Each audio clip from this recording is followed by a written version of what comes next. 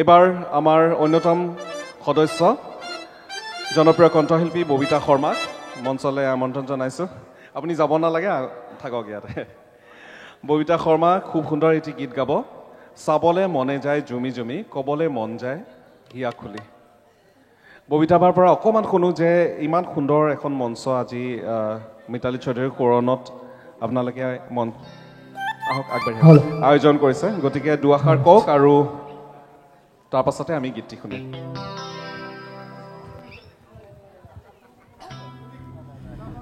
ধন্যবাদ দীপচন। আচলতে এই অনুষ্ঠানটো মানে দীপচনে বহুকেইবাৰ কৈছে, পাৰ্বিন বা আৰু ববিতা বাই এই দুগৰাকীৰ কাৰণে এইটো হৈছে, একচুৱেলি একেবাৰে নহয়। ইয়াতে প্ৰতিগৰাকী কাৰ্যকৰ্তা, প্ৰতিগৰাকী মেম্বাৰ, প্ৰতিগৰাকী ইম্পৰ্টেণ্ট। আচলতে ইয়াতে মই বা কোনোবা এগৰাকীয়ে কেতিয়াও একেলগে এই অনুষ্ঠানটো সম্পূৰ্ণ কৰিব নোৱাৰোঁ। পাৰ্বিনৰ বহুত বেছি অৱদান আছে, উমেশদাৰ বহুত বেছি অৱদান আছে, কিন্তু এই পিছফালে থকা এটাইকেইগৰাকীৰে বহুত বেছি অৱদান আছে। আৰু তাৰে লগতে এই মিতালী চৌধুৰী সোঁৱৰণি মঞ্চৰ জয়বিতাটো প্ৰতিগৰাকীয়ে, মই ইয়াতে নাম মেনশ্যন নকৰোঁ, আচলতে এটা এটাকৈ নাম কৰি মই কাকো সৰু ডাঙৰ কৰিব বিচৰা নাই, সকলো সমান। আচলতে আটাইতকৈ ধন্যবাদ জ্ঞাপন কৰিব লাগিব পোনপ্ৰথমে আচলতে মিতালী চৌধুৰী বাইদেউৰ পৰিয়ালবৰ্গলৈ। তেখেতসকলৰ বহুতখিনি আচলতে আমাৰ লগত সহযোগিতা আছে, আৰু তেওঁলোকৰ সহযোগিতা অবিহনে আচলতে এই অনুষ্ঠানটি সম্ভৱপৰ নহ'লহেঁতেন। গতিকে তেখেতসকলক পোনপ্ৰথমে ধন্যবাদ জ্ঞাপন কৰিছোঁ। আৰু সকলো শিল্পীলৈ ইয়াতে যিমান আজি উপস্থিত আছে প্ৰতিগৰাকী সুধীবৃন্দলৈ ধন্যবাদ জ্ঞাপন কৰিছোঁ। আপোনালোকে আহিলে এনেদৰে আমাৰ ওপৰত আশীৰ্বাদ বনাই ৰাখিব, যাতে অনাগত দিনতো আমি এইদৰে অনুষ্ঠানটো কৰি যাব পাৰোঁ। ধন্যবাদ।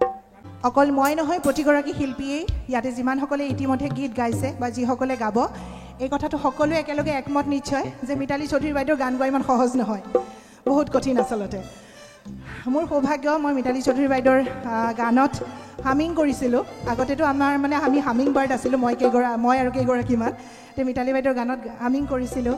তাৰপিছত আজি যিটো গীতালীয়ে গালে খুব ধুনীয়াকৈ, সেই গানটোৰ ৰিমেকটো মই গাইছিলোঁ।